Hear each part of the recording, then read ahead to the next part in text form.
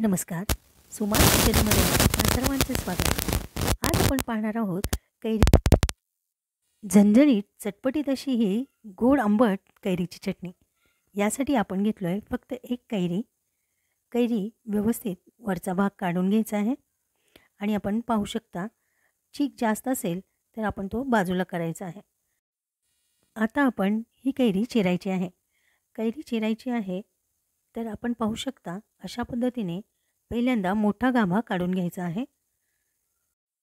नंतर जास्तीत जास्त छोटे छोटे तुकडे येतील तेही वेगळे भाग घ्यायचा आहे आणि कैरीच्या जवळचा जो भाग आहे एकदम मऊ असा तो भाग वेगळा घ्यायचा आहे. अशा पद्धतीने पूर्ण कैरी आपण चिरून घेतोय. कैऱ्यांचा सीझन सुरू झाला की कैऱ्यांचा सीझन संपेपर्यंत रोज ताटामध्ये ही कैरीची चटणी हमखास असणार. फक्त कैरीची चटणी बनवण्याची पद्धत सगळ्यांची वेगवेगळी. आमच्याकडेही वेगवेगळ्या पद्धतीची कैरीची चटणी बनवली जाते. त्यातीलच ही एक चटणी. आपण कैरी व्यवस्थित सर्व चिरून घेतली. या कोयचाही खूप फायदा आहे. याची रेसिपी आपल्या चॅनलवर अपलोड आहे, तीही तुम्ही पाहू शकता. आपण पाहू शकता कापलेला मोठा भाग जो आहे तो भाग बारीक खिसणीने व्यवस्थित खिसून घ्यायचा आहे. आपण पाहू शकता जो आपला गर उरलेला आहे तो मी बाजूला ठेवलेला आहे. कैरी छान खिसून झालेली आहे. आपण पूर्ण खिसून घ्यायची नाही, थोडीशीच कैरी खिसून घेतलेली आहे.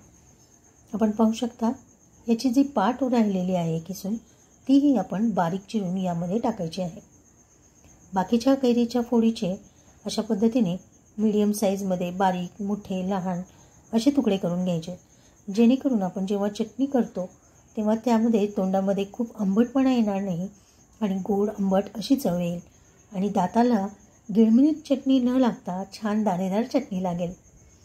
पहा एकाच कैरीचे आपण किती पद्धतीने काप केलेले आहेत. आता आपण मिक्सरच्या भांड्यामध्ये एक लहान वाटी कच्ची शेंगा घेतलेल्या आहेत. आता यामध्ये आपल्याला ओबडधोबड जे फोडी केलो त्या फोडी पहिल्यांदा घ्यायच्या आहेत. नंतर यामध्ये आपण बारीक चिरलेला कांदा घ्यायचा आहे.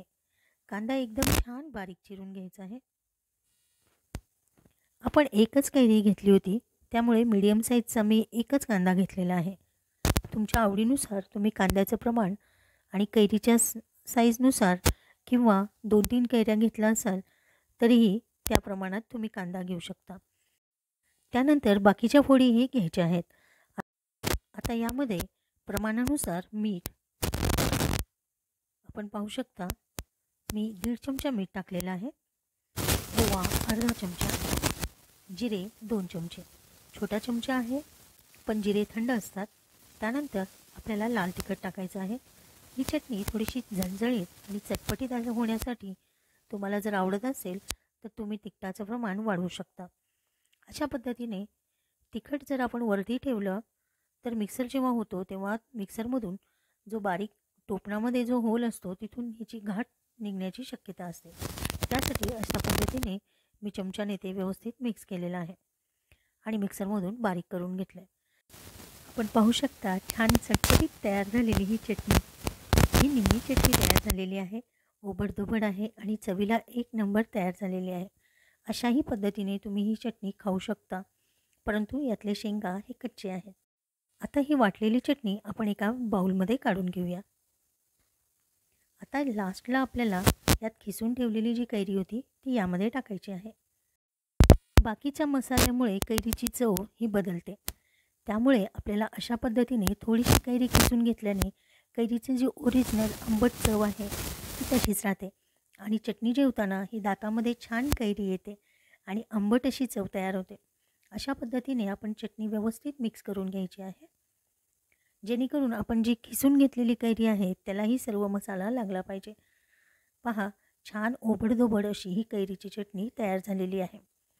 आपण यामध्ये शेंगा का वापरले?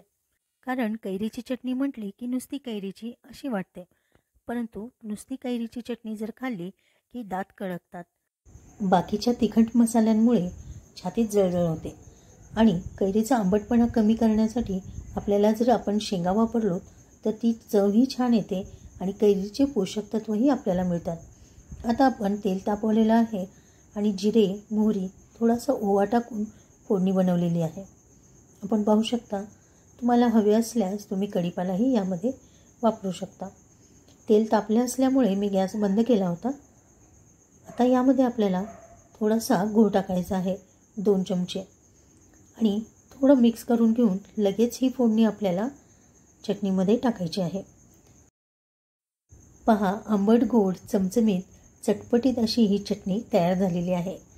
तिखटाचं प्रमाणही यामध्ये आहे, गोडही आहे आणि खूपच चवीला छान अशी ही चपाती, भाकरी, भाजी प्रत्येक जेवणासोबत तोंडी लावण्यासाठी असू दे किंवा महत्त्वाची चटणी म्हणूनही ही चटणी तुम्ही वापरू शकता.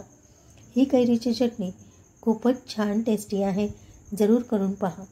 रेसिपी आवडली असल्यास व्हिडिओला लाईक करा, शेअर करा आणि माझे चॅनल सुमाज किचनला सबस्क्राईब करा. इतरही चॅनलवरील रेसिपी मी खूप आधी बनवून ठेवलेल्या आहेत. त्याही मी जुन्या रेसिपी आता टाकत आहे. त्याही तुम्ही आवर्जून पहा. आणि सगळ्यात महत्त्वाचं, रेसिपी पाहून तुम्हाला फक्त एका रेसिपीला लाईक करायचं आहे. त्यामुळे तुमच्यापर्यंत रेसिपी पोहोचवण्याचा आनंद होतो.